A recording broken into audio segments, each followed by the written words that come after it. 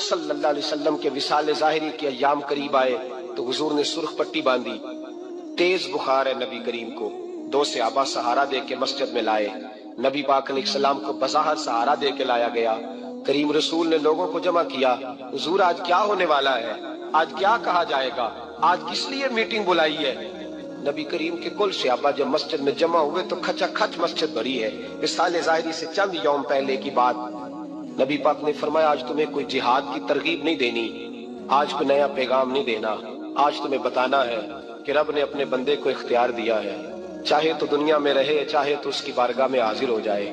اس عبد نے بارگاہ ربوبیت کی طرف لوٹنے کا ارادہ کر لیا ہے۔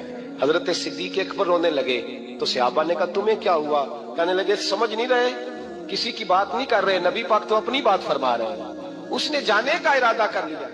سنیے میرے بھائی، محبوب پاک نے فرمایا بھائی کسی شخص کو میری طرف سے کوئی تکلیف پہنچی ہو تو بدلہ لے سکتا ہے، بدلہ لے سکتا ہے، کسی کو تکلیف پہنچی ہو۔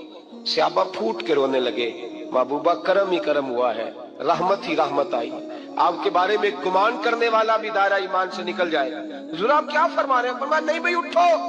پیچھے سے جناب عکاشہ بن محصن اٹھے، ہاتھ کانپتے ہیں آگے بڑھے، کہنے لگے یا رسول اللہ، ایک جنگ کے موقع پر آپ نے درہ مارا تھا، ننگی پیٹھ پر صفیں سیدھی کراتے، بات دل میں رہ گئی ہے، میں نے بدلہ لینا ہے۔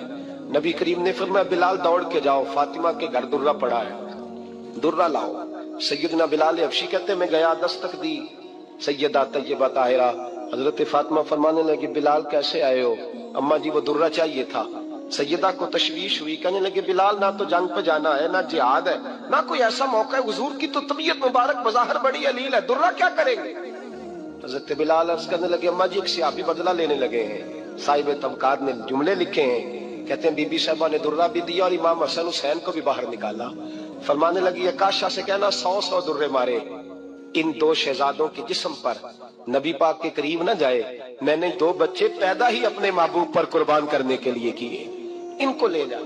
حضرت بلال کہتے ہیں میں 2 شہزادے لے کے آیا، اور جب دروازے میں میں لے کے پہنچا تو نبی پاک نے دیکھا تو آنکھوں میں آنسو آ گئے، فرمایا ان کو بٹھا دو، مجھے پتا ہے فاطمہ نے کیا کہہ کے بھیجا ہے۔ حضرت سیدنا بلال فرماتے ہیں درہ میں نے جناب عکاشہ کو دیا، حضرت عکاشہ درہ لے کے آگے جو بڑھے، حضرت ابوبکر صدیق نے ان کے پیروں پہ ہاتھ رکھا، فرمایا عکاشہ میری طرف آ یار، مجھے ماں درے، نبی پاک کے قریب نہ جا۔ مصطفیٰ کریم نے فرمایا ابوبکر تو ہٹ جا، اسے آنے دے۔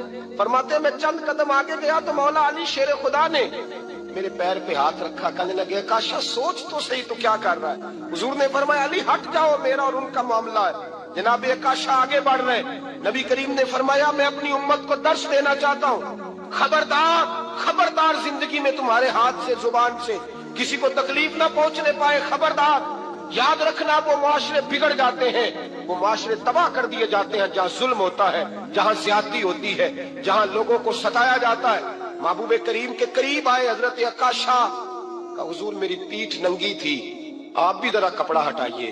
نبی کریم نے پیٹھ سے کپڑا ہٹایا، جناب عکاشہ نے درہ جو اٹھایا تو صحابہ کی چیخیں نکلی، حضرت عکاشہ نے درہ دور پھینکا، حضور کے بطن اطہر سے لپٹ گئے، چومنے لگے، کہنے لگے حضور وہ تو صفیں سیدھی کراتے لگ گیا تھا، آپ نے کہاں مارا تھا؟ یا رسول اللہ میں تو بہانہ بنا رہا تھا کہ جاتی دفعہ مجھے وجود چومنے کا موقع نصیب ہو جائے، مجھے یہ موقع نصیب ہو جائے۔ میرے حبیب نے فرمایا جس نے جنتی دیکھنا ہو میرے عکاشہ کی زیارت کر لے۔ بھائی ظلم کا دروازہ کھلا ہوا ہے اور لوگ بھول جاتے ہیں زیادتی کرتے ہوئے۔ ایران کے بادشاہ نے اپنے بیٹے کو پڑھانے کے لیے ایک استاد صاحب کا بندوبست کیا۔ استاد صاحب کو کہا کہ میرے بچے کو دین پڑھائیے، میں چاہتا ہوں کل اس نے عنان حکومت کو سنبھالنا ہے تو یہ دین سے آگاہ ہو جائے، اس کو کچھ سکھائیے پڑھائیے۔ بہت نیک بزرگ بڑے درویش عالم پڑھانے لگے، اسباق مکمل ہو گئے، دین کے اسباق قرآن مجید پڑھایا، احادیث طیبہ کا درس دیا، اصول فقہ سے روشناس کرایا۔ جب بچے نے مکمل تعلیم حاصل کر لی اور آمین ہو گئی، دستار ہو گئی، فارغ ہو گئے، تو پھر ایک دن استاد صاحب نے کہا بیٹے کل تم نے ضرور آنا ہے، کچھ بات کرنی ہے۔ شہزادہ گیا ملنے استاد صاحب سے، استاد صاحب نے کنڈی لگا لی، ہاتھ میں درہ پکڑ لیا، مار مار کے پورے وجود کو زخمی کر دیا، کوئی غلطی نہیں، کوئی بات نہیں، مارا اب بچہ آیا آ کے بادشاہ سلامت سے کہا کہ ابا جی سمجھ نہیں آئی، بڑا مارا ہے استاد۔ تو سیانے تھے نا بادشاہ، یہاں تو قاری صاحب روز کٹہرے میں کھڑے ہوتے ہیں، مولوی صاحب آپ نے میرے بچے کو کیوں مارا ہے؟ آپ 8,000 کے مولوی ہیں، میرا کئی کروڑ کا بچہ ہے، سویرے بدل لیں گے۔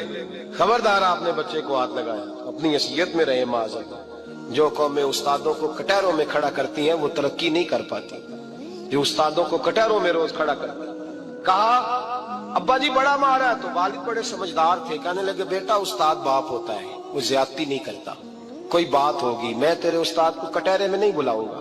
اماں سے بات کی، اماں کہنے لگی بیٹا میں تیرے باپ سے کیسے بات کروں، ڈرا تھا۔ وقت گزر گیا، 22 سال بیت گئے، 22 سال گزر گئے، بادشاہ کا انتقال ہوا، شہزادہ تخت پہ بیٹھا، پہلا حکم یہ دیا کہ میرے استاد کو بلاؤ، پہلا حکم۔ استاد جی بوڑھے ہو گئے تھے، چھڑی کے اوپر ٹیک لگا کے آئے اور بھویں سفید ہو کے جھک گئی تھیں، یوں آنکھ کھول کے بڑی مشکل سے دیکھا، کہنے لگے شہزادے حکم ہو۔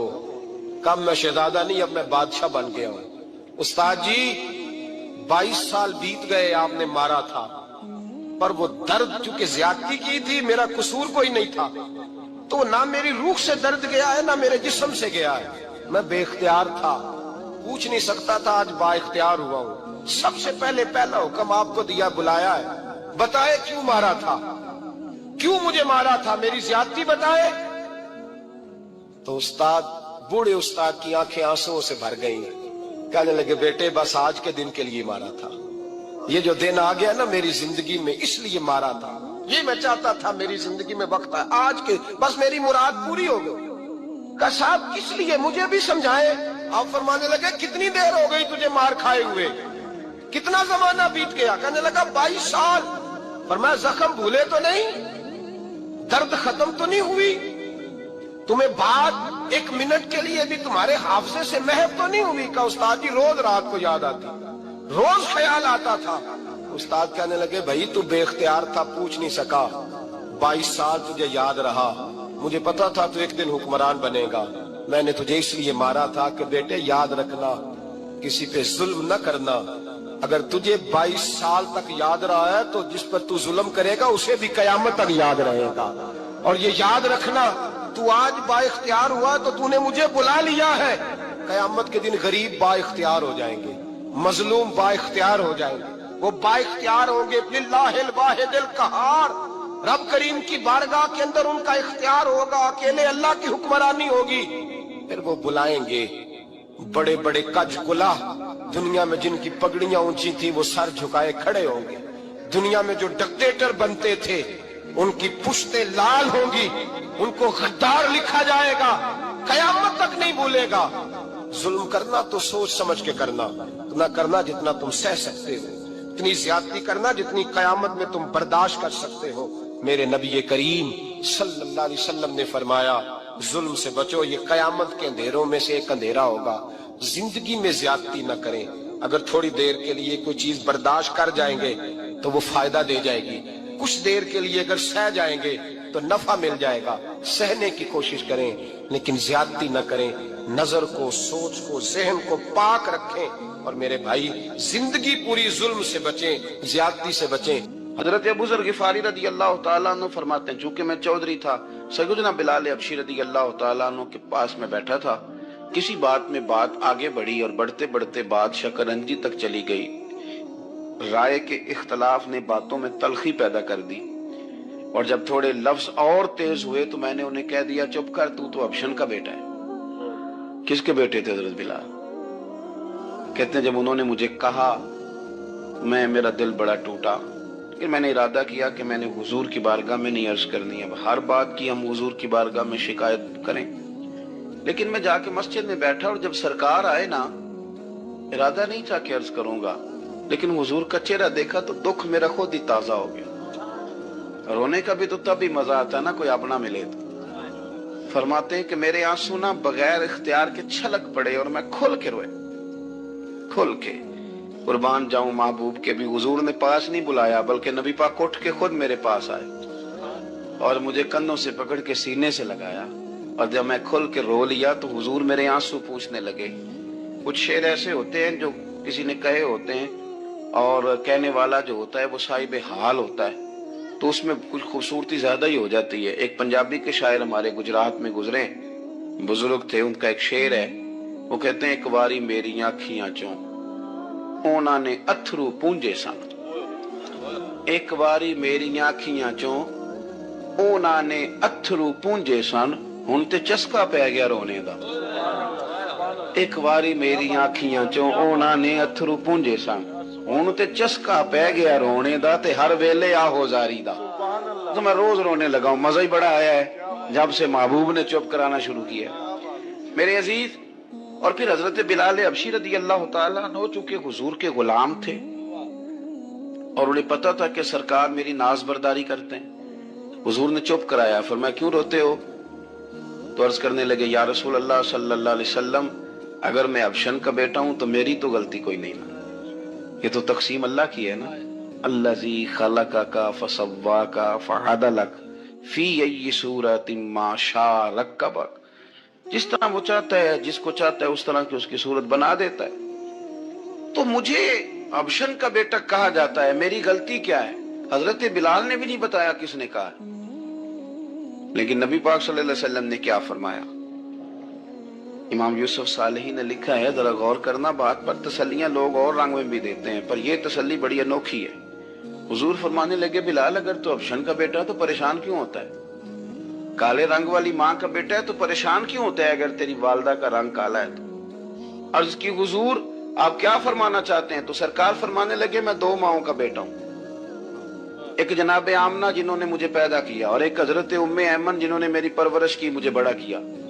حضور فرمانے لگے میری ماں آمنہ کا رنگ گورا تھا اور میری ماں ام ایمن کا رنگ کالا ہے۔ تو فرمایا اگر تجھے کسی نے کالے رنگ والی ماں کا بیٹا کہا تو اسے کہہ دینا مدینے والی محبوب کے بھی تو ایک والدہ کا رنگ کالا ہے، تو کہہ دینا۔ حضرت بلال کہتے ہیں کہ وہ اس طرح کی تسلی تھی، طفل تسلیاں نہیں جس طرح کی ہمیں دی جاتی، وہ اس طرح کی خوبصورت تسلی تھی کہ اس کے بعد میرا دل ایسا ٹھنڈا ہوا، پھر کسی کا تانا نہیں رہا، پھر کسی کی تکلیف نہیں رہی۔ رسول پاک صلی اللہ تعالی علیہ وسلم نے یہ جو آج تقسیم ہے ہمارے ہاں اونچ نیچ کی، چھوٹے بڑے کی، ذات برادری کی، حضور فرماتے ہیں میں نے پاؤں کے نیچے رکھ کے کچل دی۔